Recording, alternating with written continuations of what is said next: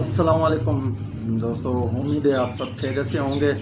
एक बार फिर मैं हाज़िर हूँ एक और नई वीडियो के साथ, एक और नए टॉपिक के साथ।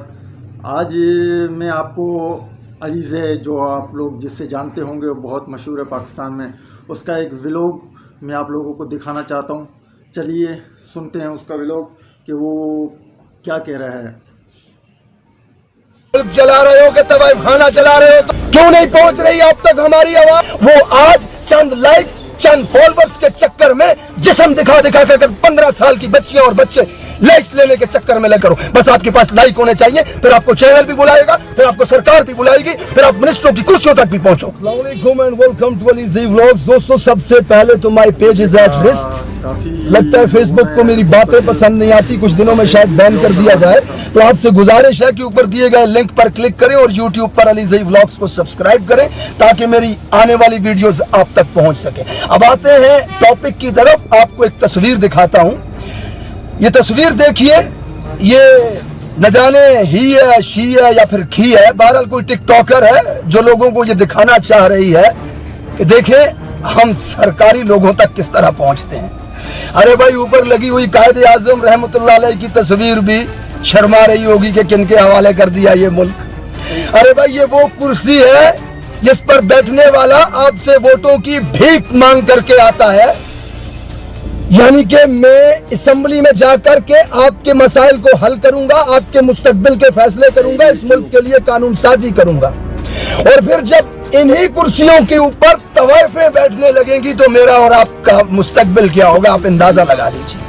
कभी शेख रशीद साहब के साथ किसी तवाइफ की वीडियो लीक हो जाती है, कभी कोई मिनिस्टरों के कमरों में जाके बरामद होती है, कभी किसी वजीर की कुर्सी के ऊपर बैठी हुई मिलती है, कभी वजीर आजम की कुर्सी के ऊपर बैठी हुई कोई तवाइफ मिलती है। अरे भाई, मुल्क चला रहे हो कि तवाइफ खाना चला रहे हो तुम? बंद क्यों नहीं कर देते इस टिकटॉक को?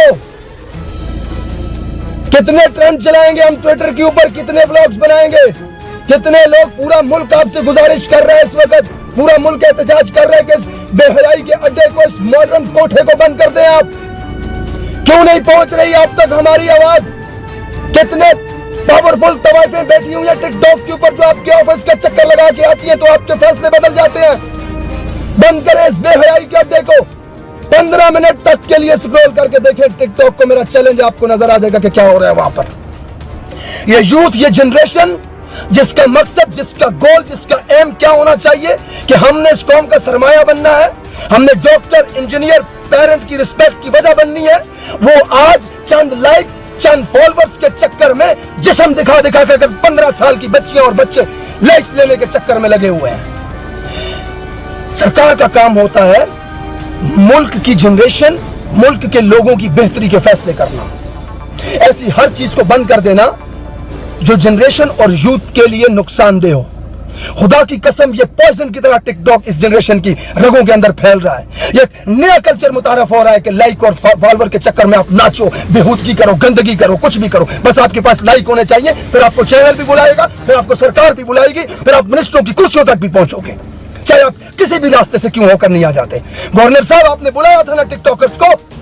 3 महीने हो चुके हैं, चैलेंज करता हूं मैं आपको, एक वीडियो दिखाएं उनके अकाउंट से कोरोना से अवेयरनेस के मुतालिक, एक वीडियो दिखा दे मुझे आकर के। अरे भाई, पैसे दो इनको, ये पैसों के लिए काम करने वाले लोग हैं, पैसे दो। नंगा खड़े होकर नाचने का कहो तो ये नंगे होकर नाचने के लिए तैयार हो जाएंगे। इनके लिए अगर मुल्क का मुस्तकबिल, मुल्क का नजरिया, इस मुल्क की इज्जत अगर इंपॉर्टेंट होती ना, तो कभी भी ये बेहयाई को फरोग न दे रहे होते टिकटॉक पर बैठ करके।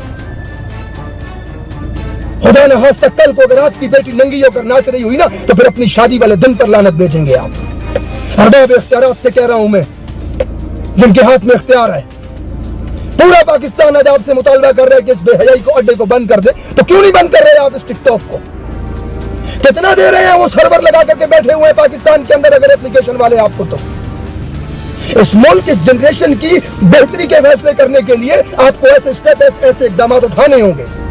चंद एक तवाइफें अगर इन फैसलों से नाराज होती है ना, तो पूरा मुल्क बेहयाई और बेगैरती से बचता है। तो इस फैसले को कर ले, कल खुदा को भी जवाब देना है आपने। और दूसरी बात मैं मिनिस्टर्स को कहना चाहूंगा, गुनाह करना है तो करें, उसका हिसाब आपसे अल्लाह लेगा, अली से ही नहीं। लेकिन गुनाह वहां पर करें जहां पे आपको कोई देख ना रहा हो। पूरे पाकिस्तान के सामने इस तरह की बेहयाइयां करके इनके रेट मत बढ़ाएं। और लोगों को ये मैसेज मत दे कि ये इंपोर्टेड लोग हैं, हम इनको रोल मॉडल समझ रहे हैं, हम इनको इंपोर्टेंस दे रहे हैं सरकारी लोग। इससे बुरा असर पड़ता है जनरेशन के अंदर। कोई भी बच्चा, कोई भी बच्ची इस वक्त जब आपके ऑफिस से निकलता हुआ इनको देखेगी ना, तो उसको लगेगा कि ये काम करके मैं भी इनके ऑफिस तक पहुंच सकती हूं, मुझे भी इज्जत मिल सकती है इनके यहां से। अफसोस होता है मुझे, शर्मिंदगी होती है मुझे हरीम शाह के बाप के आंसुओं के सामने, कि पूरे मुल्क के सामने बेचारा रो रहा था और उसकी बेटी आज भी पीसी के कमरों से निकलती हुई बरामद होती है लोगों के साथ। कोई फर्क नहीं पड़ता है उससे, उसके बाप के आंसुओं का। ये नस्ल देना चाहते हैं आप पाकिस्तान की आवाम को? ये नस्ल इसके लिए बनाया गया था पाकिस्तान? इस पर पेश करता है नजरिया पाकिस्तान? अरे इस्लामी जमहूरिया पाकिस्तान की बात करते हो, रियासत मदीना की बात करने वाले हुक्मरानों, क्यों नहीं खत्म करते बेहयाई को इस मुल्क में से? ये जो आपके बस में है। Thank you very much guys for watching and keep supporting. तो दोस्तों, आपने अलीजे की वीडियो देख ली, तो उम्मीद है आप लोग सब मिलकर ये आवाज़ बुलंद करेंगे और हुकूमत तक ये वीडियो पहुँचाएँगे। अलीजे के साथ हम सब लोग मिलकर ये आवाज़ बुलंद करते हैं। तो होप आप सबको वीडियो पसंद आई होगी।